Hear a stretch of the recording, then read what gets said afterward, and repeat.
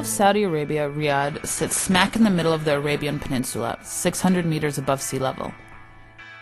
Today, however, the population has swelled to near 5 million in the city and 7 million in the central region. Saudi Arabia is known for its heat, but during winter Riyadh can get downright chilly, requiring you to wear warm sweaters and thick jackets. Riyadh is not only the largest of Saudi Arabia's cities, but it is widely considered to be its most conservative. The Commission for the Promotion of Virtue and Prevention of Vice, otherwise known as the Religious Police, or Mutawa, strictly interpret laws concerning sex segregation, dress restrictions, and the ban on alcohol. When outside their residential compounds, women must wear an abaya, an all-black dress that covers one's neck down to one's ankles.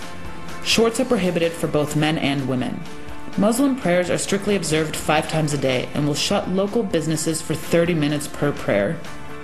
There is little tolerance given to anyone who tries to push traditional boundaries. Security is often cited as concern number 1 among families planning a move to Saudi Arabia. Although there have been some well-publicized attacks on compounds within the last decade, tightened state security has resulted in a relatively quiet, if controlled, atmosphere in the capital. Most foreigners who are transferred to Riyadh choose to live in compounds. Many everyday needs can be addressed without having to leave the compound. And because there is virtually no opportunity for families to mix with the local Saudi population, residents find that their interdependence results in a uniquely strong community network. I really do like all the people that I've met here. It's such a nice varied group of people from all over the world. And it's almost a college atmosphere with people. If you're lonely, you come out and go up to the central facility to where the restaurant is, and there's 2 or 3 other women sitting up there, and you can join them and visit with them. And it's a very relaxed atmosphere that's nice.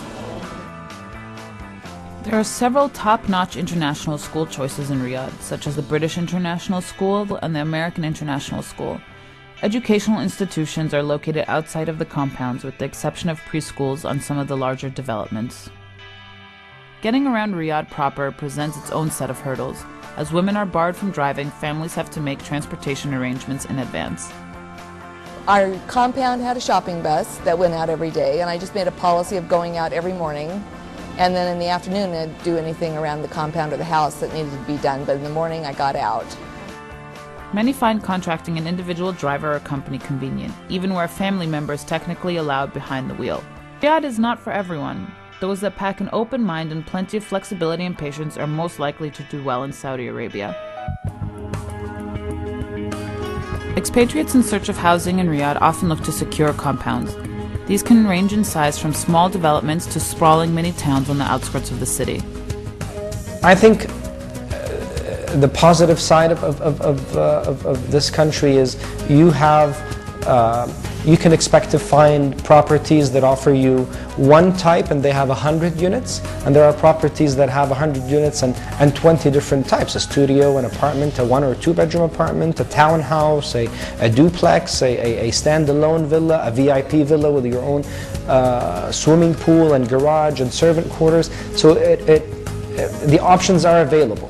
It's just that the more options you see in a compound, you probably expect it to be not in the center. It's probably a bit outside of these centrally located areas.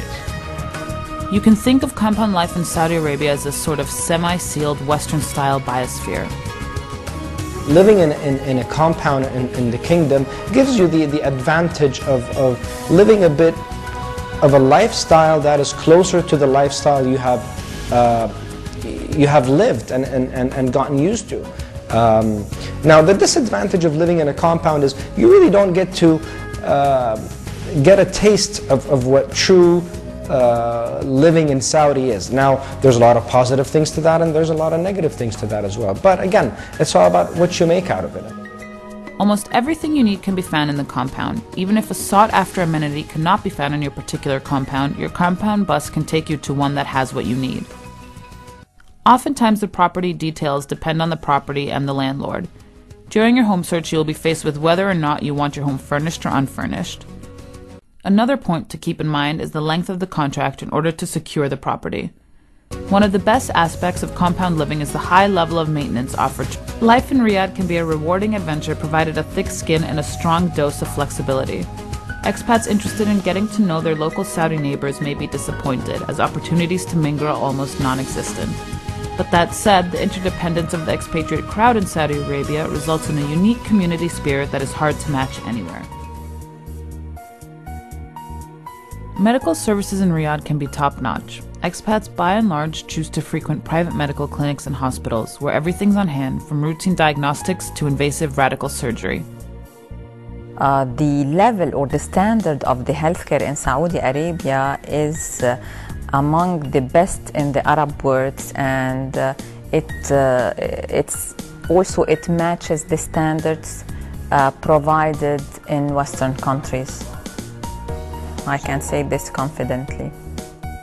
The facilities in these hospitals are hygienic, state-of-the-art, and staffed by administrators who are familiar with international claims processing. Most medical personnel at private clinics speak English, as many of them have been trained in the United States, Canada, and Europe. Expats who relocate to Saudi Arabia's capital can spend many hours roaming the polished, climate-controlled expanses of modern malls that are found throughout Riyadh. Shopping has become a lifestyle in the capital, and no wonder. During the summer months, the malls present a safe haven from the intense heat outside. As expected, the weekends, or Thursday and Friday, see the busiest traffic.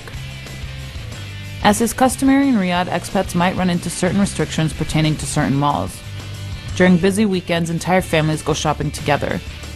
During these times, single men will find it difficult to gain access. There are also instances of entire floors being dedicated to women only. Such is the case in the Kingdom Mall, which is located in the tallest building in Riyadh, the Kingdom Tower. Malls aren't just for shopping though. There are restaurants, kiddie playlands, and plenty of parking. Large-scale grocery outlets are also included in the malls. Patrons can purchase most of their favorites from back home at stores like Tamimi, which stocks Safeway goods, Carrefour, or Danube. Those looking for home furnishings turn toward the Sacco Mall or to the familiar decor found at IKEA. With the amount of choice available, Riyadh's shopping world will surpass your expectations.